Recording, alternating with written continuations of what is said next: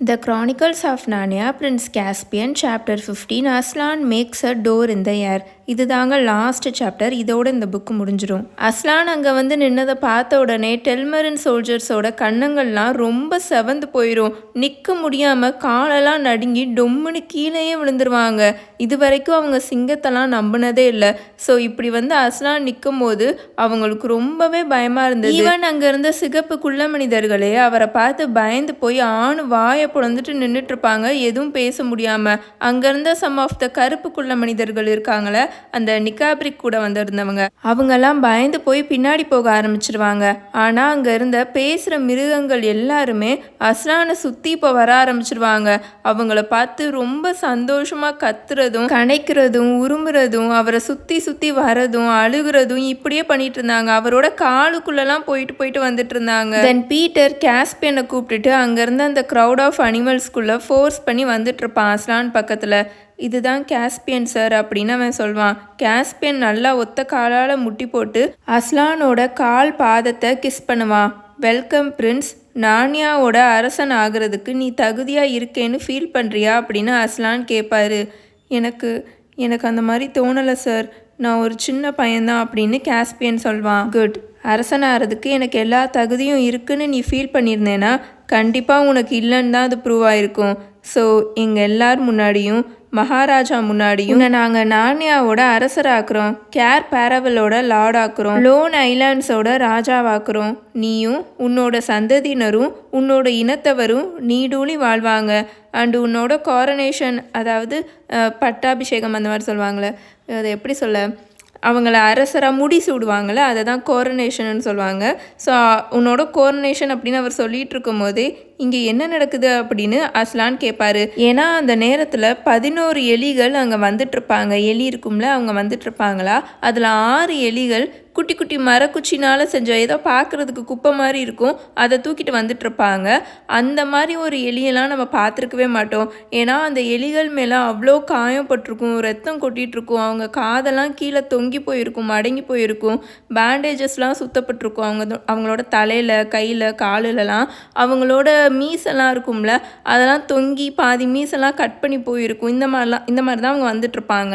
அந்த குப்பை மாதிரி இருக்கிற ஏதோ ஒன்று தூக்கிட்டு வந்துட்டுருக்காங்களா அந்த 6 எலிகள். அவங்களுக்கு முன்னாடி ஒருத்தவர் நடந்து வந்துட்டுருப்பார், ஒரு எலி நடந்து வந்துட்டுருப்பார். அவர் இசைக்கருவியை வச்சு ரொம்ப ரொம்ப சோகமான டியூனை போட்டுட்டு வந்துட்டுருப்பார். அந்த குப்பை மாதிரி இருக்குல்ல, அந்த மரக்குச்சியாக வச்சு செஞ்சுருக்காங்களே, அதில் ரொம்பவே ஈரமாக இருக்கிற முடியாக இருக்கிற ஏதோ ஒன்று இருக்குமா. யாருன்னு பார்த்தா ரிப்பீச்சீப்போட மிச்ச மீதி. அது மூச்சு இருக்கும், மூச்சு விட்டுட்டுருப்பாரு, ஆனால் இறந்து போகிற நிலைமையில இருப்பார். அவர் மேலே எக்கச்சக்கமான காயங்களாக இருக்கும். அவரோட கை காலெல்லாம் அப்படியே நசுங்கி போயிருக்கும், க்ரஷ் ஆகி போயிருக்கும். அவரோட டெய்ல், வால் இருந்த இடத்துல இப்போ வால் இருக்காது, பேண்டேஜ் மட்டும்தான் இருக்கும். லூசி அப்படின்னு அஸ்லான் சொல்வார். லூசி வேகமாக அதோட டைமண்ட் பாட்டிலை வெளியில் எடுத்து ரிப்பீச்சி பக்கத்தில் போய் உட்காந்து அவரோட காயங்களில் அந்த மருந்தை ஊற்றிட்டு இருக்கும். எவ்வளோ பெரிய காயமாக இருந்தாலும் அந்த காயத்தை குணப்படுத்துறதுக்கு அந்த மருந்தோட ஒரு ட்ராப் போதும். ஆனால் ரிப்பீச்சிப்போட உடம்புல எக்கச்சக்க காயங்கள் இருந்தது, ஃபுல்லாக காயமாக தான் இருந்ததா. ஸோ லூசி பொறுமையாக உட்காந்து எல்லா காயத்துலையுமே அந்த மருந்தை ஊற்றிட்டு இருக்குமா. அங்கே சுற்றி நிற்கிறவங்க எல்லாரும் ரொம்ப நர்வஸாக பயந்து போய் நின்றுட்டுருப்பாங்க அமைதியாக. லூசி அவரோட எல்லா காயத்துலையுமே அந்த மருந்தை ஊற்றி முடித்த உடனே அந்த எலி வேகமாக அந்த குப்பையிலேருந்து எந்திரிச்சிடும். வேகமாக அது எந்திரிச்ச உடனே அதோட ஒரு கை அதோட வால் இருக்கும்ல, அதுக்கு தான் போகும். அந்த வாளோட பிடி இருக்கும்ல, அதை பிடிச்சிட்டு இன்னொன்று கையை வச்சு அதோட மீசையை சரி பண்ணிவிட்டு அஸ்லானை பார்த்து நல்லா பவ் பண்ணும். ஹெயில் அஸ்லான் அப்படின்னு ரொம்ப ஒரு மாதிரி கீச்சுன்னு இருக்கிற வாய்ஸில் அது கத்தும். உங்களை சந்திக்கிறதுல எனக்கு அளவு கடந்த பெருமை அப்படின்னு சொல்லிட்டு இருக்கும் போதே சடனாக ஸ்டாப் பண்ணிடுமா. என்னன்னா அதோட உடம்புல இன்னும் வாழை காணும். லூசி மறந்துருச்சா, இல்லைன்னா அதோட மருந்துனால காயங்களை மட்டும்தான் குணப்படுத்த முடியும், புதுசாக ஒரு விஷயத்த திரும்ப வளர வைக்க முடியாதா என்னன்னு தெரில. ரிப்பீச்சிப் அஸ்லானை பார்த்து பவ் பண்ணிகிட்டே அப்படி பேசும்போது தான் உடம்புல வால் இல்லைன்றதையே ரியலைஸ் பண்ணும். வால் இல்லாதனாலயா என்னன்னு தெரில, அதனால பேலன்ஸே பண்ண முடியல, ஒரு மாதிரி தடுமாறுற மாதிரியே இருந்துச்சா. வேகமாக திரும்பி அதோட ஷோல்டர் இருக்கும்ல, அதை தாண்டி அதோட தலையை திருப்பி பார்த்துக்கிட்டு இருக்கும், சுற்றி பார்த்துக்கிட்டு இருக்கோம் எங்கடா என்னோட உடம்புல இருந்த வாழை எங்கன்னு. என்னை மன்னிச்சிருங்க அஸ்லான், எனக்கே இது எப்படி நடந்துச்சுன்னு தெரில. உங்கள் முன்னாடி இப்படி இவ்வளோ அசிங்கமாக மோசமாக வந்து நிற்கிறதுக்கு என்னை மன்னிச்சிருங்க, எனக்கே ரொம்ப கேவலமாக இருக்குது அப்படின்னு ரிப்பீச்சு வேக வேகமாக அஸ்லான் கிட்ட சொல்லிட்டு இருக்கோம். பரவாயில்ல இருக்கட்டும் ஸ்மால் ஒன், நீ இன்னும் பார்க்க அழகாக தான் இருக்க அப்படின்னு அஸ்லான் சொல்வார். ஆமாம் அஸ்லான், ஆனால் உங்களால் ஏதாவது என்னென்னா யோ மெஜஸ்டி உங்களால் ஏதாவது பண்ண முடியுமா அப்படின்னு ரிப்பீட் சீப் வேகமாக லூசியை பார்த்து பவ் பண்ணும். பட் இந்த வாழை வச்சு நீ என்ன பண்ண போகிற அப்படின்னு அஸ்லான் கேட்பாரு. சார், நான் சாப்பிடுவேன், நான் தூங்குவேன், ஏன் என்னோட அரசருக்காக ஒரு வார்த்தை கேட்காம உயிரையும் விட நான் தயாராக இருக்கேன். ஆனால் என்னோட இந்த வாள் இதுதான் எங்களோட பெருமை, இதுதான் எங்களோட மானம், எங்கள் எல்லா எலிகளுக்கும் இதுதான் பெருமை அப்படின்னு அது சொல்லும். சம்டைம்ஸ் இந்த மாதிரி பெருமையை பற்றிலாம் பேசாமல் இருக்கிறது தான் நல்லதுன்னு நினைக்கிறேன் மை ஃப்ரெண்ட் அப்படின்னு அஸ்லான் சொல்வார். அனைத்து மகாராஜாக்களுக்கும் அரசரே, இங்கே இருக்கிறதுலையே நாங்கள் தான் ரொம்ப ரொம்ப சைஸில் குட்டியாக இருக்கோம். எங்களை மாதிரி எலிகள் தான் ரொம்ப ரொம்ப குட்டியாக இருக்கோம். எங்களுக்குன்னு எங்களோட டிக்னிட்டியை கார்ட் பண்ணுறதுக்குன்னு இருக்கிற ஒரே ஒரு விஷயம் இந்த வாள் மட்டும்தான். ஆமாம், எதுக்காக உன்னோட இந்த எல்லா ஃபாலோவர்ஸும் அவங்களோட வாளை வெளியில் எடுத்து வச்சுருக்காங்கன்னு நான் கேட்கலாமா அப்படின்னு அஸ்லான் கேட்பார். யுவர் ஹை மெஜஸ்டி, எங்களோட சீஃபுக்கே வாள் இல்லாமல் போச்சுன்னா நாங்கள் எல்லாருமே எங்களோட சொந்த வாள்களை கட் பண்ணுறதுக்கு ரெடியாக வெயிட் பண்ணிட்டு இருக்கோம் அப்படின்னு அங்கே நின்றுட்டு இருந்த பிபிசிக் அப்படின்ற இன்னொன்று ஒரு எலி சொல்லும். எங்களோட ஹை மவுஸுக்கே இல்லாமல் போகிற பெருமையும் மானமும் இனிமேல் எங்களுக்கும் தேவையில்லை அப்படின்னு அவங்க சொல்லிட்டு எல்லாரும் கையில் வாழை உருவிட்டு நின்றுட்டு இருப்பாங்க. நீங்கள் என்ன கட்டி போட்டுட்டீங்க, உங்கள் எல்லாருக்குமே பெரிய மனசு இருக்குது. உன்னோட டிக்னிட்டிக்காக இல்லை ரிப்பீட் ஷீப், ஆனால் உனக்கும் உன்னோட ஆட்களுக்கும் நடுவில் இருக்கிற இவ்வளோ பெரிய லவ்னாலையும் அண்ட் உன்னோட ஆட்கள் பல வருடங்களுக்கு முன்னாடி என்கிட்ட காமிச்ச அந்த கைண்ட்னஸ்னாலையும் தான். ஸ்டோன் டேபிளில் என்னை கட்டி போட்டிருந்த கயிறை கடிச்சே அவிழ்த்து விட்ட உன்னோட மூதாதையர்கள்னால உன்னோட வாழை நான் திரும்ப உனக்கே கொடுக்குறேன் அப்படின்னு அவர் சொல்வார். என்னன்னா பல வருஷங்களுக்கு முன்னாடி நம்ம நான்யா த விச் த வேட்ரோப் அந்த லைனில் பார்த்துருக்கோம் இல்லையா, அஸ்லானை அந்த ஸ்டோன் டேபிளில் வச்சு கட்டி போட்டிருப்பாங்க. அந்த கயிறை எலிகள் தான் கடிச்சே அவிழ்த்து விடுவாங்க. ஆக்சுவலி இவங்களோட மூதாதையர்கள் தாங்க அந்த எலிகள். அண்ட் அந்த எலிகள்னால அப்போ பேசலாம் முடியாது. என்னைக்கு அந்த கயிறை அவங்க கடிச்சே அவிழ்த்து விட்டாங்களோ அன்னையிலேருந்து தான் அவங்க எல்லாருமே பேசுகிற எலிகளாக மாறியிருப்பாங்களாம். ஸோ அஸ்லான் இதை சொல்லிட்டு இருக்கும் போதே அவர் இதை பேசி முடிக்கிறதுக்கு முன்னாடியே ரிப்பீஷிப்போட உடம்புல வால் முன்னாடி எங்கே இருந்துச்சோ அதே இடத்துல திரும்ப புதுசாக ஒரு வால் வளர்ந்துடும். அஸ்லானோட கட்டளைப்படி பீட்டர் கேஸ்பியனை ஆர்டர் ஆஃப் த லயனோட நைட்வுட்டா தளபதியாக ஆக்குவான். கேஸ்பியன் தளபதியாக ஆன உடனே ட்ரஃபிலண்டர், ட்ரம்கின், ரிப்பீட் ஷிப் இவங்க 3 பேருமே அவன் தளபதியாக ஆக்கிடுவான். அண்ட் டாக்டர் கொர்னேலியஸை அவனோட லார்ட் சான்சலராகவும் ஆக்குவான். அப்புறம் நம்ம குண்டு கரடி இருக்கார்ல, அவரை மார்ஷல் லிஸ்ட்டில் இருக்கிற ஹெரிடிட்ரி ஆஃபீஸ்லையும் போட்டுருவான். இதை அவன் செஞ்ச உடனே அங்கே இருந்தவங்க எல்லாருமே சுற்றி நின்றுட்டு இருந்தவங்க எல்லாருமே நல்லா கை தட்டுவாங்க. ஆக்சுவலி ஒரு நைட்டுனால தாங்க இன்னொன்னொருத்தவங்கள நைட்டாக ஆக்க முடியும். அதாவது ஒரு தளபதினால தான் இன்னொன்னொருத்தவங்கள தளபதியாக ஆக்க முடியும். சும்மா யாரையும் யாருனாலையும் தளபதியாக ஆக்க முடியாது. இதை நீங்கள் நிறைய புக்ஸில் அண்ட் நிறைய சீரீஸில் இதை நீங்கள் பார்த்துருப்பீங்கன்னு நினைக்கிறேன். ஒரு நைட்டுனால தான் இன்னொன்னொருத்தவங்கள நைட் ஆக்க முடியும். இதெல்லாம் முடிஞ்ச உடனே அங்கே இருந்த டெல்மரன் சோல்ஜர்ஸ் எல்லாத்தையும் இழுத்துட்டு போய் அந்த ஃபோர்டு வழியாக அந்த ஆற்றை கடந்து இழுத்துட்டு போய் பெருனா டவுனில் போய் பூட்டி வச்சுருவாங்க. அவங்களுக்கு நல்ல பீஃபு, பியர் இதெல்லாம் கொடுத்துட்ருப்பாங்களா. ஆனால் அவங்க ரொம்ப நசன்னு பண்ணிடுவாங்க. அந்த ஆற்றை கடந்து வரதுக்குள்ளே அவங்க அந்த தண்ணியிலே இறங்க மாட்டேன்னு அடம் பிடிச்சி ரொம்ப நசன்னு பண்ணிகிட்டு இருப்பாங்க. ஏன்னா அவங்க எந்த அளவுக்கு காடுகளையும் விலங்குகளையும் வெறுக்கிறாங்களோ பயப்படுறாங்களோ அதே மாதிரி அவங்களுக்கு தண்ணி மேலேயும் ரொம்ப பயம். ஆனால் எப்படியோ பிடிச்சி அந்த ஃபோர்டு வழியாக அவங்கள பிடிச்சி எடுத்துகிட்டு பெருனா டவுனில் வச்சுருவாங்களா. தென் அதுக்கப்புறம் தான் இந்த நியூசன்ஸ்லாம் முடிஞ்சக்கப்புறம் தான் அந்த நீளமான நாளோட அந்த லாங் டேவோட நல்ல பாட்டே ஆரம்பமாகும். வேற என்ன, விருந்து, டான்ஸு, கொண்டாட்டம் தான். லூசி அஸ்லான் பக்கத்தில் ரொம்ப ரொம்ப கம்ஃபர்டபுளாக அவ்வளோ சந்தோஷமாக உட்காந்துட்டு இருக்குமா, அந்த இடமே களை கட்ட ஆரம்பிச்சிரும். எல்லாருமே நல்லா டான்ஸ் ஆடிட்டு பாட்டு பாடிட்டு கொண்டாடிட்டு இருப்பாங்களா. ஆனால் அங்கே இருந்த பச்சு, சைலனஸ் அண்ட் மெனார்ட்ஸ் இவங்களோட டான்ஸ் வேறு லெவலில் இருக்கும். அது ரொம்ப ரொம்ப வைல்டாக இருக்கும். மித்தவங்க டான்ஸ் ஆடுறத விட அங்கே இருக்கிற மரமனிதர்கள்லாம் டான்ஸ் ஆடுறத விட ரொம்ப ஃபன்னாக பியூட்டியாக மட்டும் இருக்காது. ஆனால் அவங்களோட டான்ஸில் நிறைய மேஜிக்கும் கலந்துருக்கும். அவங்க எங்கெங்கெல்லாம் தொடுறாங்களோ, அவங்களோட கைகள் எங்கெங்கெல்லாம் டச் பண்ணுதோ அந்த இடத்துலலாம் சாப்பாடு வர ஆரம்பிச்சிடும். அவங்களோட கால் பாதம் எங்கெங்கெல்லாம் படுதோ அந்த இடத்துலையும் அவ்வளோ சாப்பாடாக வந்துட்டுருக்கும். நிறையா ஓட் கேக்ஸு, ஹனி, நிறைய கலரில் இருக்கிற சுகர், திக்காக இருக்கிற க்ரீமு, தண்ணி மாதிரி அவ்வளோ ஸ்மூத்தாக இருக்கிற பாரிஜு, அவ்வளோ ரோஸ்டட் மீட்டு, கறி, அந்த ஸ்மெல்லே அந்த இடத்த தூக்கிக்கிட்டு இருக்கும். Beaches, நெக்டரன்ஸு, பொமக்ரானட்ஸு, bears, grapes, strawberry, raspberry, இப்படி பிரமிடு மாதிரி அங்கே பழங்களாக குமிஞ்சு கிடக்கும். அது மட்டும் இல்லை, எக்கச்சக்க பாட்டில்ஸில், எக்கச்சக்க கிண்ணங்களில் அவ்வளோ மல்பெரி ஜூஸு, நிறைய சிரப்பு, நல்லா டார்க்காக இருக்கிறது, திக்காக இருக்கிறது, நல்லா ஜெல்லி மாதிரி இருக்கிற ஒயின், அவ்வளோ கிளியர் ரெட் கலரில் இருக்கிற ஒயின், எல்லோ கலரில் இருக்கிற wine, green, yellow green, greenish எல்லோன்னு விதவித கலரில் இருக்கிற ஒயின்ஸாக அங்கே வந்துட்டுருக்கோம். அங்கே இருக்கிற மரமனிதர்களுக்கு சாப்பாடு வேறு மாதிரி ரொம்பவே டிஃப்ரெண்ட்டாக இருந்தது. பச்சூஸ் இருக்காங்களா, அவங்க அங்கே இருக்கிற நிலத்தில் போய் ஒவ்வொரு இடமா பாயிண்ட் பண்ணி, மோல்ஸ் இருக்காங்களே, நான் சொல்லியிருக்கேன்ல, அந்த மோல்ஸுன்றது ஒரு அனிமலுங்க. அவங்க வந்து பூமி அப்படியே தோண்டுவாங்க, நிலத்தை மண்ணெல்லாம் அப்படியே தோண்டுவாங்களா. ஸோ அவங்கக்கிட்ட போய் ஒவ்வொரு இடத்தையும் பாயிண்ட் பண்ணி காமிச்சிட்டு இருப்பாங்க பச்சூஸ். அந்த இடத்துலலாம் இந்த மோல்ஸ் போய் தோண்டுவாங்களா. அந்த இடம் ஃபுல்லுமே அப்படியே ரிச் ப்ரௌன் கலரில் லோமாக இருக்கிற, பார்க்குறதுக்கு அப்படியே சாக்லேட் மாதிரி இருக்கும். அப்படியே சாக்லேட் மாதிரி இருக்கும். அந்த மாதிரி மண், அந்த சகதி மாதிரி வெளியில் வந்துட்டுருக்குமா, அதை போய் மரமனிதர்கள் சாப்பிட ஆரம்பிச்சிடுவாங்க. அது ரொம்ப ஸ்வீட்டாகவும் அவ்வளோ லைட்டாகவும் இருக்கும்னு சொல்லிட்டு இருப்பாங்க. தென் நல்லா சாக்கி டெக்ஸ்சரில் இருக்கிற மண்ணெல்லாம் வந்துட்டுருக்குமா, அதையும் நல்லா சாப்பிட்டுட்ருப்பாங்க. அப்புறம் நல்லா சில்வர் கலரில் இருக்கிற மண்ணெல்லாம் வந்துட்டுருக்கும், அதையும் நல்லா சூப்பராக சாப்பிட்டுட்ருப்பாங்க. சூரியன் மறைஞ்சு வானத்தில் நட்சத்திரம் வர வரைக்கும் அங்கே விருந்து விடாமல் நடந்துகிட்டே இருக்கும். அவ்வளோ சூப்பராக நடந்துட்டுருக்குமா. தென் கொஞ்சம் கொஞ்சமாக 1-2 பேராக அங்கே தூங்க ஆரம்பிப்பாங்க. அங்கே தீமூட்டி அங்கங்கே வச்சுருந்தாங்க இல்லையா, அது பக்கத்துலேயே அப்படியே தூங்க ஆரம்பிப்பாங்க. அவங்களோட ஃப்ரெண்ட்ஸ் பக்கத்துலேயே சேர்ந்து எல்லோரும் தூங்க ஆரம்பிப்பாங்க. மொத்தமாக அங்கே இப்போ அந்த இடமே அமைதியாயிரும், எல்லாருமே தூங்கிடுவாங்க. அஸ்லான் மட்டும்தான் முழிச்சிருப்பாரு. மேலே வானத்தில் இருக்கிற நிலாவை பார்த்துட்ருப்பாரு. அந்த நிலாவும் அஸ்லானையே பார்த்துட்ருக்கோம். அடுத்த நாள் மெசேஞ்சர்ஸ் எல்லாரும், மோஸ்ட்லி அதில் அணில்களும் பறவைகளும் தான் இருந்தாங்க. அவங்க எல்லாருமே நாடு முழுக்க அனுப்பப்பட்டாங்க. நாடு முழுக்க செதறி இருக்கிற டெல்மெரின்ஸ் அண்ட் அஃப்கோர்ஸ் பெருநாள் அடைக்கப்பட்டிருக்காங்களா அந்த கைதிகள், அந்த டெல்மெரின் சோல்ஜர்ஸ், அவங்களுக்கும் போய் அவங்க செய்தியை சேர்த்துட்டு இருந்தாங்க.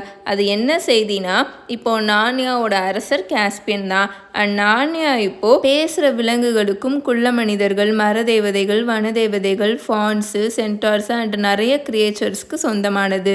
இவ்வளோ நாள் மனிதர்களுக்கு எப்படி இந்த நாடு சொந்தமாக இருந்துச்சோ அதே மாதிரி இவங்க எல்லாருக்கும் இனிமேல் இந்த நாடு சொந்தமானது தான். இந்த புது கண்டிஷன்ஸ் உங்களுக்கு ஓகேனா நீங்கள் இங்கே தாராளமாக தங்கலாம். ஆனால் இந்த ஐடியா உங்களுக்கு பிடிக்கலைன்னா நீங்கள் ஃபோர்ட்ஸ் ஆஃப் பெருனால இன்னையிலேருந்து 5வது நாள் மத்தியானம் வந்து அஸ்லானையும் அரசர்களையும் மீட் பண்ணணும்.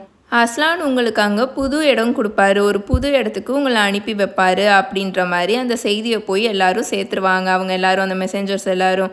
என்னன்னா, சம் ஆஃப் த முக்கியமாக இந்த யங் பீப்புளெலாம் இருக்காங்களே, அவங்களாம் காஸ்பியன் மாதிரி சின்ன வயசுலேருந்தே இந்த ஓல்டு நானியா பற்றி நிறைய கதைகள்லாம் கேட்டிருக்காங்களா. ஸோ திரும்ப அவங்க எல்லோரும் இங்கே வந்துட்டாங்க அப்படின்ற விஷயம் அவங்க கேட்ட உடனே அவங்களுக்கு ரொம்ப சந்தோஷமாக தான் இருந்தது. அண்டு நிறைய பேர் அவங்க கூடலாம், நிறைய அங்கே இருந்த கிரியேச்சர்ஸ் கூடலாம் ஃப்ரெண்டாக ஆரம்பிச்சிட்டாங்க, நல்லா ஃப்ரெண்ட்லியாக பேசவும் ஆரம்பிச்சிட்டாங்க. ஸோ அவங்களாம் நானியாலே நாங்கள் ஸ்டே பண்ணுறோம் அப்படின்னு முடிவெடுத்துருவாங்க. ஆனால் இந்த மோஸ்ட் ஆஃப் த வயசானவங்க இருக்காங்களே, முக்கியமாக மிராஸ்க்கு கீழே பொறுப்பில் இருந்தாங்களே, பெரிய பெரிய பொறுப்புகளில் இருந்தாங்களே, அவங்களுக்கெல்லாம் சுத்தமாக இந்த ஐடியா பிடிக்கவே இல்லை. நம்ம ஆளாத, நம்ம கையில் இல்லாத நாட்டில் எப்படி நம்ம வாழ முடியும் அப்படின்ற மாதிரி தான் அவங்க எரிச்சலில் இருந்தாங்க.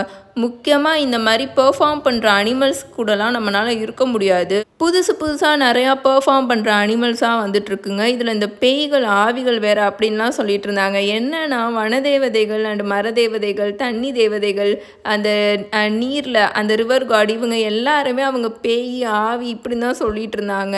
என்னால் அவங்கள நம்பவே முடியல, நான் அவங்கள நம்பவே மாட்டேன். முக்கியமாக அந்த சிங்கம் வேறு, கண்டிப்பாக நம்ம அதுக்கிட்ட போன உடனே நம்மளை அது எப்படி அட்டாக் பண்ணணும்னு மட்டும் பாருங்கள். இதில் புதுசாக நமக்கு இடத்த வேற கொடுக்க போகிறோன்னு சொல்லுது. அதோட குகைக்கு நம்மளை கூட்டிகிட்டு போய் அது நம்மளை தின்றும், இதுதான் நடக்கும் பாருங்களேன் அப்படின்லாம் அவங்க பேசிகிட்டு இருப்பாங்களா. ஸோ இவங்க இப்படி பேச அங்கே இருக்கிற கூட கொஞ்சம் பேருக்கும் ரொம்ப பயமாக ஆரம்பிச்சிடும், ரொம்ப சந்தேகம் வர ஆரம்பிச்சிடும், ரொம்ப சோகமாக தான் இருப்பாங்க, மூஞ்சி தூக்கி வச்சுட்டு உட்காந்துட்டு இருப்பாங்க. ஆனால் அந்த அப்பாயிண்டட் டே வந்த உடனே மோர் தென் half ஆஃப் த பீப்புள் அங்கே கிளம்பிடுவாங்க, அந்த இடத்துக்கு போக ஆரம்பிச்சிருவாங்க. அஸ்லான் ஃபோர்ட்ஸ் ஆஃப் பெருனால ஒரு இடத்துல மரத்தினாலே செய்யப்பட்ட வுட்டுனாலே செய்யப்பட்ட ஒரு கேட்வே மாதிரி ஒரு கேட்டு மாதிரி செஞ்சுருப்பாரு. 2 பக்கம் வுட்டை நிற்க வச்சுருப்பாங்களா, 2 சைட்லையும் வுட்டை நிற்க வச்சுருப்பாங்க, அடுக்கி வச்சுருப்பாங்க. நடுவில் ஒரு 3 அடிக்கு கேப் இருக்கும். அந்த 2 வுட்டையும் கனெக்ட் பண்ணுற மாதிரி மேலேயும் ஒரு வுட்டை வந்து அட்டாச் பண்ணி வச்சுருப்பாங்க. பார்க்குறதுக்கு ஒரு கேட்டு மாதிரி இருக்கும். எங்கேருந்தோ எங்கேயோ போக போகிற ஒரு கேட்வே மாதிரி இருக்குமா. அஸ்லான் அதுக்கு முன்னாடி நின்றுட்டுருப்பாரு. அவருக்கு ரைட் சைடில் நம்ம பீட்டர் நின்றுட்டுருப்பான், அவருக்கு லெஃப்ட் சைடில் கேஸ்பியன் நின்றுட்டுருப்பான். அவங்க எல்லாரையும் சுற்றி குரூப்பாக Susan, Edmund, Lucy, Trumpkin, Trufflehunter, Lord Cornelius, Glenstorm, Reepicheep மற்றும் பல பேர் நின்றுட்டுருப்பாங்க. அவங்க எல்லாருமே இவங்க அப்புறம் அதாவது நம்ம சூசனு, லூசி, எட்மண்டு, பீட்டரு, கேஸ்பியனு, இவங்க அப்புறம் குள்ள மனிதர்கள், இவங்க எல்லாரும் முன்னாடி மிராஸோட கோட்டையாக இருந்த இப்போ கேஸ்பியனோட கோட்டையாக இருக்க அந்த கோட்டையில் இருக்கிற ராயல் வார்ட்ரோப்ஸில் இருந்த எல்லாத்தையுமே சூப்பராக யூஸ் பண்ணியிருப்பாங்க. அங்கே தங்கத்தினாலேயே செய்யப்பட்ட ட்ரெஸ்ஸு, சில்வரில் இருக்கிற மெயில் ஷர்ட்டு, ஸ்னோ மாதிரி சாஃப்டாக இருக்கிற ஃபேப்ரிக்கு, நிறைய ப்ரெஷியஸான ஸ்டோனு, விலை உயர்ந்த ஜுவல்லரிஸ்னால் செய்யப்பட்ட கைப்பிடி இருக்கிற வாள், அப்புறம் ஹெல்மெட்டு, ஃபெதர்டு போனட்ஸு, இது எல்லாத்தையும் போட்டுட்டு நல்லா அலங்கரிச்சுட்டு நின்றுட்டுருப்பாங்க. ஈவன் அங்கே நின்றுட்டு இருந்த நிறைய விலங்குகளை அவங்களோட கழுத்தில் நல்லா ரிச்சாக இருக்கிற செயின்ஸ் எல்லாம் போட்டுட்டு நின்றுட்டுருப்பாங்க. ஆனால் யாரோட கண்களும் அங்கே இருக்கிற குழந்தைகள் மேலேயோ, அதாவது நம்ம லூசி, சூசனு, பீட்டர், கேஸ்பியன் இவங்க மேலேயோ, அந்த அங்கே நிற்கிற விலங்குகள் மேலேயோலாம் இருக்காது. ஏன்னா அஸ்லானோட மேனியும் நல்ல தங்கம் மாதிரி ஜொலிக்கிற அவரோட பிடரி முடியும் அவங்க எல்லாருமே அவுட்ஷைன் பண்ணிடும். மித்த அந்த ரெஸ்ட் ஆஃப் த ஓல்டு நானியன்ஸ்லாம் இருக்காங்களே, அவங்களாம் கீழே நின்றுட்டுருப்பாங்க. அந்த கதவு மாதிரி இருக்குல்ல, அதுக்கு 2 சைடு கீழே நின்றுட்டுருப்பாங்க. அதோட ஃபார் எண்டில் டெல்மெரின்ஸ் நின்றுட்டுருப்பாங்க. சூரியனோட வெளிச்சம் அங்கே நல்லா பிரகாசமாக இருக்கும். லைட்டாக காற்றும் வீசிகிட்ருக்கும். மென் ஆஃப் டெல்மார் அப்படின்னு அஸ்லான் இப்போது பேச ஆரம்பிப்பார். நீங்கள் நான் சொன்ன மாதிரி ஒரு புது நிலத்துக்கு போக போகிறீங்க. எனக்கு தெரிஞ்ச ஆனால் உங்கள் யாருக்கும் தெரியாத உங்களோட சொந்த நாட்டுக்கு உங்கள் எல்லாரையும் நான் அனுப்பி வைக்க போகிறேன் அப்படின்னு அவர் சொல்வார். எங்களுக்கு டெல்மாரெல்லாம் சுத்தமாக ஞாபகமே இல்லை, அது எங்கே இருக்குன்னு கூட எங்களுக்கு தெரியாது, எப்படி இருக்குன்னு தெரியாது அப்படின்னு அங்கே நின்றுட்டு இருந்த டெல்மர்ன்ஸ் எல்லாரும் சொல்லுவாங்க. அதாவது இனிமேல் நாங்கள் இந்த நாட்டில் இருக்க விரும்பலை அப்படின்னு சொல்லிட்டு வந்திருப்பாங்கள்ல, அந்த டெல்மர்ன்ஸ் எல்லாரும் சொல்லிட்டு இருப்பாங்க. நீங்கள் நானியாவுக்கு டெல்மாரில் இருந்து தான் வந்தீங்க, ஆனால் நீங்கள் டெல்மாருக்கு இன்னொன்று ஒரு இடத்துல இருந்து தான் வந்தீங்க. நீங்க யாரும் இந்த உலகத்தை சேர்ந்தவங்களே கிடையாது. மகாராஜா பீட்டர் எந்த உலகத்தை சேர்ந்தவரோ அந்த உலகத்துல இருந்து பல ஜென்ரேஷன்ஸ்க்கு முன்னாடி இருந்தே நீங்க வந்துட்டீங்க அப்படின்னு அவர் சொல்வார். இதை கேட்ட உடனே அங்கே இருந்த டெல்மரன்ஸ்லாம் அவங்களுக்குள்ளேயே குசுன்னு கத்தியும் பேச ஆரம்பிச்சிருவாங்க. நான் சொன்னேன்ல, இங்கே பாருங்க, அவர் இப்போ நம்ம எல்லாருமே கொல்ல போகிறாரு, இந்த உலகத்தை விட்டே வேற ஒரு உலகத்துக்கு அனுப்பி நம்மளை கொல்ல போகிறாரு அப்படின்னு அங்கே இருந்த 2-3 பேர் கத்திட்டு இருப்பாங்க. நம்ம இந்த மாதிரி கேவலமாக நாஸ்டியான அன்நேச்சுரலான கொஞ்சம் கூட ஒழுக்கமே இல்லாத கிரியேச்சர்ஸ் இருக்கிற இடத்துல இருந்து வந்தவங்க கிடையாது, நம்மளாம் ராயலான பிளட்டு அப்படின்னு இன்னொருத்தவர் சொல்லிட்டு இருப்பாரு. ஆக்சுவலி அஸ்லான் இதை சொன்ன உடனே கேஸ்பியனு, கொர்னேலியஸ் அண்ட் அங்கே இருந்த அந்த லூசி, சூசனு, எட்மண்ட், பீட்டர் இவங்களுக்குமே ரொம்ப ஷாக்கிங்காக இருக்கும். அஸ்லான் ரொம்ப ஷாக் ஆகி திரும்பி பார்த்துட்ருப்பாங்க. அமைதியாக இருங்க அப்படின்னு அஸ்லான் ரொம்ப லோவான வாய்ஸில் சொல்வாரா, ஆனால் அதுவே லைட்டாக உரும்புகிற மாதிரி தான் இருந்ததா. ஸோ அந்த பூமியே கொஞ்சம் லைட்டாக ஷேக் ஆக ஆரம்பிச்சிடும். அங்கே இருந்த சிறு துரும்பும் இப்போ ஆடாமல் அசையாமல் அமைதியாயிரும். சார் கேஸ்பியன், இப்போவே உங்களுக்கு தெரிய வந்திருக்கும், நார்னியாவோட அரசனாக உண்மையாகவே ஆகணும்னா நீங்களும் நார்னியாவில் ஏற்கனவே முன்னாடி இருந்த அரசர்கள் மாதிரி இருக்கணும். அதாவது ஆதாமோட மகனா, ஆதாமோட மகன்கள் இருக்கிற உலகத்துல இருந்து வந்தவங்களா, அதுதான் நீங்க. பல வருடங்களுக்கு முன்னாடி அந்த உலகத்துல ஒரு ஆழமான கடல்ல, அந்த கடலை சவுத் சி அப்படின்னு கூப்பிடுவாங்க. கப்பல் முழுக்க நிறைஞ்சிருந்த கடல் கொள்ளையர்கள் அங்க அடிச்ச மிகப்பெரிய புயல்னால ஒரு தீவுல வந்து கரை ஒதுங்கினாங்க. எல்லா கடற்கொள்ளையர்களும் என்ன செய்வாங்களோ அதே தான் அவங்களும் செஞ்சாங்க. அங்கே இருக்கிற பூர்வக்குடி மக்களை கொண்டு அங்கே இருக்கிற பூர்வக்குடி பெண்களை அவங்களோட மனைவிகளாக்கி அங்கே இருந்த பனைமரத்தில் கல்லை இறக்கி அதை குடிச்சுக்கிட்டே கிடந்தாங்க. பனைமரத்தோட நிழல்லையே எப்போ பார்த்தாலும் படுத்து கிடந்து எந்திரிக்கும் போதெல்லாம் ஒருத்தரை சண்டை போட்டுட்டு, ஏன் சம்டைம்ஸ் ஒருத்தரை மாற்றி கொன்னுக்கவும் செஞ்சாங்க. இந்த சண்டையில தான் அங்கே இருந்த 6 கடற்கொள்ளையர்கள் அவங்களோட பெண்களை கூட்டிட்டு அங்கேருந்து தப்பிச்சாங்க. அந்த தீவோட நடுப்பகுதிக்கு ஓடி வந்து அங்கே இருந்த மலை மேலே ஏறினாங்க. ஏறிட்டே இருந்தாங்க. அங்கே இருக்கிற ஒரு குகையில போய் புரிஞ்சுக்கலான்னு தான் அவங்க ஏறினாங்க. ஆனால் அவங்க உள்ளுக்குள்ளே போனது சாதாரண குகை கிடையாது. அது ஒரு மாயாஜாலமான இடம். ஒரு உலகத்தையும் இன்னொரு உலகத்தையும் கனெக்ட் பண்ணுற ரொம்ப ரொம்ப சக்தி வாய்ந்த இடம். அங்கே அவங்க விழுந்து எந்திரிச்சு சுற்றி டைரெக்டாக இந்த உலகத்துக்கு வந்துட்டாங்க. இந்த உலகத்தில் அவங்க ஃபர்ஸ்ட் வந்து இறங்கின இடம் தான் லேண்ட் ஆஃப் டெல்மார். அப்போ அங்கே எந்த ஒரு மக்களும் கிடையாது. பட் அங்கே ஏன் மக்கள் இல்லாமல் போனாங்கன்றதுக்கு ஒரு பெரிய கதை இருக்குது. அதை இப்போ நான் சொல்லலை. அண்ட் லேண்ட் ஆஃப் டெல்மாரில் அவங்களோட வம்சத்தினர் நல்லா வாழ்ந்தாங்க. ரொம்ப முரட்டுத்தனமாகவும் தைரியமானவங்களாகவும் வளர்ந்தாங்க. அவங்களோட வம்சத்தை நினச்சி அவங்களே பெருமைப்பட்டுக்கிட்டாங்க. பல ஜென்ரேஷன்ஸ் கழித்து டெல்மாரில் பஞ்சம் ஏற்பட்டுருச்சு. அதனால தான் அவங்க நான்யாவை இன்வைட் பண்ணாங்க. அப்போது நான்யா ரொம்ப ரொம்ப மோசமான நிலமையில ஒரு டிஸார்டரில் இருந்துச்சு. அதுவும் ஒரு மிகப்பெரிய கதை. அப்போ தான் அவங்க நான்யாவை வந்து கான்கர் பண்ணி ரூல் பண்ண ஆரம்பித்தாங்க. இப்போது உனக்கு இது எல்லாமே புரியுதா கிங் காஸ்பியன் அப்படின்னு அஸ்லான் கேட்பாரு. எஸ் சார், எனக்கு எல்லாமே புரியுது. ஆனால் இன்னும் நல்ல பெருமை மிக்க வம்சத்துலேருந்து, நல்லா ஹானரபிளான ஒரு வம்சத்துலேருந்து வந்திருந்தா நல்லா இருந்திருக்கும்னு நினைக்கிறேன் அப்படின்னு காஸ்பியன் சொல்வான். நீ லார்ட் ஆடம் அண்ட் லேடி ஈவோட வம்சத்துலேருந்து வந்தவன் காஸ்பியன். அதை நினச்சி நீ ரொம்ப பெருமைப்படணும். அதுவே உனக்கு போதும் அப்படின்னு அஸ்லான் சொல்வார். காஸ்பியன் அவரை பார்த்து நல்லா பவ் பண்ணுவான். அண்ட் நவ் டெல்மாரின் ஆண்கள் மற்றும் பெண்களே, உங்களுடைய மூதாதையர்கள் வந்த மனிதர்கள் வாழும் உலகத்தில் இருக்கிற அந்த தீவுக்கு நீங்கள் போகிறீங்களா? அது ஒன்றும் மோசமான இடம்லாம் கிடையாது. அந்த தீவை முதல்ல கண்டுபிடிச்ச கடற்கொள்ளையர்களோட இனமே அங்கே அழிஞ்சு போயிடுச்சு. இப்போ அந்த தீவில் யாருமே இல்லை. அந்த தீவில் நல்ல ஃப்ரெஷ் வாட்டர் இருக்கிற கிணறுகள் நிறையாவே இருக்குது. பழங்களும் காய்களும் நல்லா காய்க்கிற மண் அங்கே இருக்குது. வீடுகள் கட்டுறதுக்கு மரங்கள் அங்கே இருக்குது. ஓடைகள் முழுக்க மீன்களாக இருக்குது. அந்த உலகத்தில் இருக்கிற மற்ற மனிதர்கள் யாரும் இன்னும் அந்த தீவை கண்டே பிடிக்கல. அந்த தீவு நீங்கள் திரும்ப வரணுன்றதுக்காக அதோட கேட்டை ஓப்பன் பண்ணி வச்சுருக்கு. ஆனால் நான் இதை மட்டும் உங்களுக்கு வார்ன் பண்ணிக்கிறேன். நீங்கள் ஒன்ஸ் இது வழியாக அங்கே உள்ளே போயிட்டீங்கன்னா இந்த டோர் உங்களுக்கு எப்போவுமே க்ளோஸ் ஆகி தான் இருக்கும்.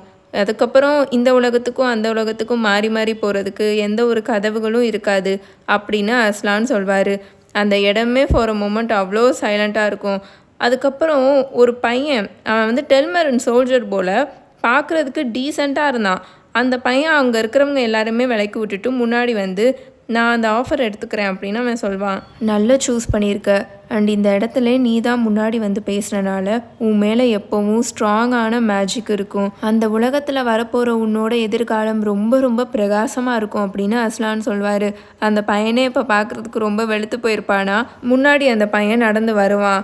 அஸ்லானை சுற்றி நின்றுட்டு இருந்தவங்களும் அவனுக்கு வழி விட்டு நிற்பாங்க. அந்த டோர் வழியாக அந்த பையன் உள்ளுக்குள்ளே போகிறதுக்காக.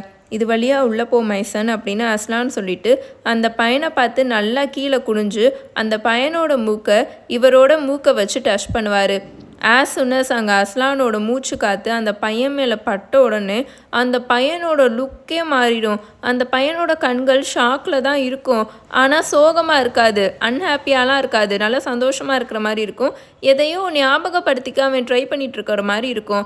தென் அவனோட ஷோல்டர் அவன் லைட்டாக ஆட்டிட்டு அந்த டோர் வழியாக உள்ளே போயிடுவான். எல்லாரோட கண்களும் அந்த பையன் மேலே தான் ஃபிக்ஸ் ஆகி இருக்குமா. சும்மா நடுவில் தானே ரெண்டு பக்கம் கட்டையை வச்சு மேலேயும் கட்டை வச்சு ஒரு டோர் மாதிரி இருக்குது. ஆனால் அதுக்குள்ளே போன உடனே அந்த பையன் மாயமாக அப்படியே மறைஞ்சிருவான்.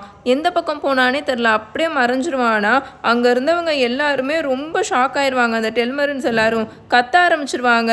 அவனுக்கு என்ன ஆச்சு, அந்த பையனுக்கு என்ன ஆச்சு, நீங்கள் அவனுக்கு கொன்னுட்டீங்களா, நாங்கள் அந்த வழியாலாம் போக மாட்டோம் அப்படி இப்படின்னு கத்த ஆரம்பிச்சிருவாங்க. அந்த நாங்கள் பார்க்குறதுக்கு ரொம்ப புத்திசாலியாக இருக்கிற ஒரு டெல்மரன் இப்போது பேசுவார். இது வழியாக அங்கே இருக்கிற எந்த ஒரு உலகத்தையும் எங்களால் பார்க்க முடியல. நாங்கள் உண்மையாகவே அதை நம்பணும்னா ஏன் உங்கள் ஆட்கள் ஒருத்தவங்க அது வழியாக உள்ளே போகக்கூடாது? உங்கள் ஆட்கள் எல்லாரும் அந்த இடத்துல இருந்து ரொம்ப தள்ளியே நிற்கிறாங்க, அதுக்கு என்ன அர்த்தம் அப்படின்னு அவர் கேட்பார். இன்ஸ்டண்ட்டாக அங்கே நின்றுட்டு இருந்த ரிப்பீட் ஷிப் வேக வேகமாக முன்னாடி வந்து அஸ்லானை பார்த்து நல்லா பவ் பண்ணி, நான் வேணா எக்ஸாம்பிளாக இருக்கிறேன் அஸ்லான், என் கூட சேர்ந்து இங்கே இருக்கிற 11 எலிகளை இந்த ஆர்ச் வழியாக நான் கூட்டிகிட்டு போகிறேன் அப்படின்னு ரிப்பீட் ஷிப் சொல்லணும். வேண்டாம் லிட்டில் ஒன் அப்படின்னு அஸ்லான் அவரோட நல்லா வெல்வெட் மாதிரி இருக்கிற பாவை ரொம்ப அந்த கால் இருக்கு இல்லையா, கால் பாதம், அதை அவ்வளோ லைட்டாக ரிப்பீட் ஷிப்போட தலையில் வச்சுட்டே சொல்லுவார். இந்த உலகத்தில் உங்களை மாதிரி இருக்கிறவங்கள ரொம்ப ரொம்ப மோசமாக நடத்துவாங்க, வேண்டாம், இங்கே இருக்கிற வேற ஒருத்தவங்க தான் இதை லீட் பண்ணணும் அப்படின்னு அஸ்லான் சொல்வார். கமான் அப்படின்னு பீட்டர் இப்போது சடனாக எட்மண்ட் அண்ட் லூசியை பார்த்து சொல்வான். நமக்கு நேரம் வந்துருச்சு அப்படின்னு சொல்வானா. நீ என்ன சொல்கிற அப்படின்னு எட்மண்ட் கேட்பான். இந்த பக்கம் வாங்க அப்படின்னு சூசனும் சொல்லும். Which means Susan and Peter ஏதோ முன்னாடியே பிளான் போட்டிருப்பாங்க போல். இந்த பக்கம் வாங்க, இந்த மரத்து வழியாக நம்ம போய் சேஞ்ச் பண்ணணும் அப்படின்னு சூசன் சொல்லும். எதை சேஞ்ச் பண்ணணும் அப்படின்னு லூசி கேட்கும். அஃப்கோர்ஸ் நம்மளோட உடைகளை தான். இங்கிலாண்டில் இருக்கிற ரயில்வே ஸ்டேஷன் பிளாட்ஃபார்மில் இந்த உடைகளை போட்டு உட்காந்துட்டு இருந்தோம்னா நம்மளை முட்டாளுங்கன்னு தான் சொல்லுவாங்க அப்படின்னு சூசன் சொல்லும். பட் நம்மளோட திங்ஸ் எல்லாமே காஸ்பியன் கோட்டையில் தானே இருக்குது அப்படின்னு எட்மண்ட் சொல்வானா. இல்லை அப்படின்னு பீட்டர் சொல்லிட்டு அவங்க எல்லாருமே அங்கே இருக்கிற திக்கான ஃபாரஸ்ட்டுக்குள்ளே காட்டுக்குள்ளே கூட்டிகிட்டு போயிட்டு இருப்பானா. அது எல்லாமே இங்கே தான் இருக்குது. இன்றைக்கி காலையிலேயே அந்த மூட்டை எடுத்துகிட்டு வந்துட்டாங்க. எல்லாமே முன்னாடியே அரேஞ்ச் பண்ணியாச்சு அப்படின்னு அவன் சொல்லுவான். அஸ்லான் இதை பற்றி தான் உங்ககிட்டையும் சூசன் கிட்டையும் இன்றைக்கி காலையில் பேசிகிட்டு இருந்தாரா அப்படின்னு லூசி கேட்கும். ஆமாம், அதை பற்றியும் அப்புறம் இன்னும் சில விஷயத்தை பற்றியும் அப்படின்னு பீட்டர் சொல்லுவான். அவனோட ஃபேஸே இப்போ ரொம்ப அப்படியே அமைதியாக இறுக்கமாக இருக்கிற மாதிரி இருக்கும். என்னால் இப்போ அதை உங்ககிட்ட சொல்ல முடியாது. என்கிட்டையும் சூசன்கிட்டையும் திரும்ப ஒரு சில விஷயத்தை பற்றி பேசணும்னு அவர் நினச்சிருக்காரு. ஏன்னா நானும் சூசனும் திரும்ப நானியாவுக்கு வரப்போகிறதில்ல அப்படின்னு அவன் சொல்வானா. என்னது வரப்போகிறதில்லையா அப்படின்னு எட்மண்டும் லூசியும் ரொம்ப ஷாக்காகி கத்துவாங்க. ஓ, நீங்கள் 2 பேரும் வருவீங்க. அட்லீஸ்ட் அவர் அப்படி தான் சொன்ன மாதிரி இருந்தது. ஒரு நாள் கண்டிப்பாக அவர் உங்கள் 2 பேரையும் இங்கே கூப்பிடுவாருன்னு. ஆனால் என்னையும் சுவையும் கிடையாது. எங்கள் 2 பேர்த்துக்கும் வயசாகிட்டுருக்குன்னு அவர் சொன்னார் அப்படின்னு பீட்டர் சொல்வான். ஓ பீட்டர், இது எவ்வளோ ரொம்ப மோசமாக இருக்குது, உன்னால் அதை தாங்கிக்க முடியுமா அப்படின்னு லூசி கேட்கும். வெல், அப்படி தான் நான் நினைக்கிறேன். நான் நினச்சதை விட இது டிஃப்ரெண்ட்டாக தான் இருக்குது. உங்களுக்குன்னு லாஸ்ட் டைம் ஒன்று வரும்ல, அப்போ அது உங்களுக்கு புரியும்னு நினைக்கிறேன். பட் சீக்கிரம் வாங்க, இந்தாங்க நம்மளோட திங்ஸ் அப்படின்னு பீட்டர் சொல்லிட்டு இருப்பான். அது ரொம்ப ஆடாக இருந்தது, சுத்தமாக நல்லாவே இல்லை. அவங்களோட கிராண்டான ராயல் துணிமணிகளெல்லாம் கழட்டிட்டு அவங்களோட ஸ்கூல் யூனிஃபார்மை போட்டுட்டு அந்த மிகப்பெரிய அசம்பிளிக்கு திரும்ப வர்றது ரொம்ப ரொம்ப மோசமாக இருந்தது. அங்கேருந்த 2-3 ரொம்ப நாஸ்டியான டெல்மரன்ஸ்லாம் இவங்க வந்து நிற்கிறத பார்த்து சிரிச்சுட்டு இருப்பாங்க. ஆனால் அங்கேருந்த மற்ற எல்லா கிரியேச்சர்ஸுமே எந்திரிச்சு நின்று இவங்க எல்லாரும் வரதை பார்த்துட்டு நல்லா சேர் பண்ணுவாங்க. மகாராஜா பீட்டர், ராணி சூசன், அரசர் எட்மண்ட், அரசி லூசி, இவங்க 4 பேத்துக்குமே எந்திரிச்சு நின்று நல்லா பவ் பண்ணி நல்லா சேர் பண்ணி கிளாப் பண்ணிட்டு இருப்பாங்க. ரொம்ப பாசமாகவும் அழுதுட்டேவும் அங்கே ஃபேரவல் நடக்கும். அங்கே இருக்கிற எல்லா அனிமல்ஸும் இவங்களை வந்து கிஸ் பண்ணுவாங்க, ஹக் பண்ணுவாங்க. நம்ம குண்டு கரடி, அப்புறம் நம்ம ட்ரம்கின் இருக்கார்ல, அவரெல்லாம் நல்லா கட்டி பிடிச்சிப்பாரு. லூசி, சூசன் இவங்க எல்லாரும் நல்லா கட்டி பிடிச்சி அழுதுட்டு இருப்பாரு. அப்புறம் நம்ம ட்ரஃபிள் ஹண்டர் இவங்க எல்லாரும் குட் பை சொல்லிட்டு இருப்பாங்க அழுதுட்டு. அண்ட் அஃப்கோர்ஸ் அந்த மாயாஜால சங்க காஸ்பியன் திரும்ப சூசன் கிட்டேயே கொடுப்பான்.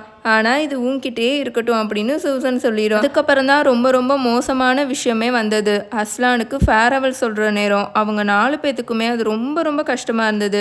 அண்ட் தென் பீட்டர் முன்னாடி போய் நிற்பான். பீட்டரோட ஷோல்டரை சூசன் பிடிச்சிக்கும். சூசனோட ஷோல்டரை எட்மண்ட் பிடிச்சிப்பான். எட்மண்டோட ஷோல்டரை லூசி பிடிச்சிக்கும். லூசியோட ஷோல்டரை அந்த டெல்மரன்ஸ் அங்கே கிளம்புறதுக்காக நிற்கிறாங்களே அவங்களில் முதலாவதாக நிற்கிறவர் பிடிச்சிப்பாரு. அப்புறம் அந்த லாங்கான நல்ல நீளமான லைன் அந்த டோர் வழியாக உள்ளே போவாங்க. அதுக்கப்புறம் நடந்தது ரொம்பவே ஹார்டாக இருந்துச்சு டிஸ்கிரைப் பண்ணுறதுக்கே அந்த குழந்தைங்களுக்கு. ஏன்னா அங்கே 3 விஷயத்த அவங்க பார்ப்பாங்க. ஒரு விஷயம், ஒரு ஓப்பனிங் இருக்கும். அது என்னென்னா ஒரு குகையோட வாயில் இருக்கும், நல்ல பச்சை கலரில் மின்னிட்டு இருக்கும். அண்ட் தென் அந்த பசிபிக் பெருங்கடலில் இருக்கிற அந்த ஐலாண்ட் நல்லா ப்ளூ கலரில் தெரியும். அங்கே தான் இந்த உள்ளே வந்த டெல்மரன்ஸ் எல்லாரும் போய் நிற்பாங்க. அப்புறம் செகண்ட் ஒரு ஓப்பனிங் தெரியும், அதுதான் நம்ம நார்னியா. அங்கே நின்றுட்டு இருந்த குள்ள மனிதர்களோட முகம், அங்கே நின்றுட்டு இருந்த எல்லா மிருகங்களோட ஃபேஸ் எல்லாமே தெரியும். அஸ்லானோட டீப்பான கண்களும் தெரியும். அதுக்கப்புறம் 3ஆவதாக ஒரு வாயில் இருந்தது. அந்த ஓப்பனிங் தான் சடனாக இவங்க 4 பேரையும் பிடிச்சி வேகமாக உள்ளே விழுங்கிரும். பார்த்தா சுற்றி எல்லாமே கிரே கலரில் இருக்கும். இங்கிலாண்டில் இருக்கிற ஒரு கிராமத்தோட ரயில்வே ஸ்டேஷனில் அவங்க உட்காந்துருப்பாங்க. அவங்கள சுற்றி, அவங்க சீட்டை சுற்றி லக்கேஜாக கிடக்கும். ஏதோ அந்த இடத்துல இருந்து அவங்க இது வரைக்கும் மூவே ஆகாத மாதிரி அப்படியே அங்கே வந்து உட்காந்துருப்பாங்க. சுத்தமாக அவங்களுக்கு மூவ் ஆன மாதிரியே தெரியாது. இவ்வளோ விஷயங்கள் நடந்தக்கப்புறமுமே அவங்களே எக்ஸ்பெக்ட் பண்ணாத மாதிரி அந்த ரயில்வே ஸ்டேஷனோட ஸ்மெல்லு, இங்கிலாண்டோட நல்ல ப்ளூ கலரில் இருக்கிற அந்த வானம், அந்த சம்மர் டேர்ம், இது எல்லாமே அவங்களுக்கு நல்லா இருந்த மாதிரி தான் இருந்தது. வெல், நம்ம சம்மர் லீவை நல்லாவே என்ஜாய் பண்ணிட்டோம் அப்படின்னு பீட்டர் சொல்வான். போச்சு, என்னோட புது டார்ச்சை நானியாலே விட்டுட்டு வந்துட்டேன் அப்படின்னு எட்மண்ட் கத்துவான்.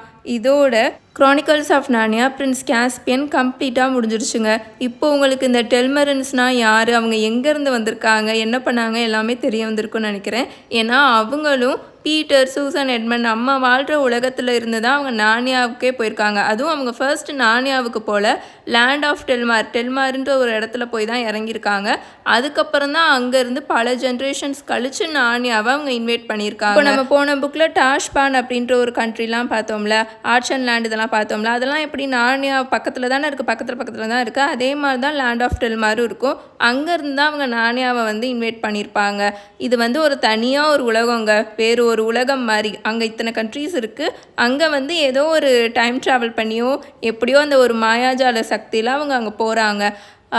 அண்ட் தென் என்னென்னா, நிறைய பேர் சூசன் அண்ட் கேஸ்பியனோட இன்ட்ராக்ஷனுக்காக வெயிட் பண்ணியிருப்பீங்கன்னு நினைக்கிறேன். ஏன்னா மூவியில் அதை காமிச்சிருப்பாங்க. சூசன் அண்ட் பிரின்ஸ் கேஸ்பியனுக்கு ஒரு க்யூட்டான அந்த இன்ட்ராக்ஷன்லாம் இருக்கிற மாதிரி, ஒரு லவ் லைன் இருக்கிற மாதிரி காமிச்சிருப்பாங்க.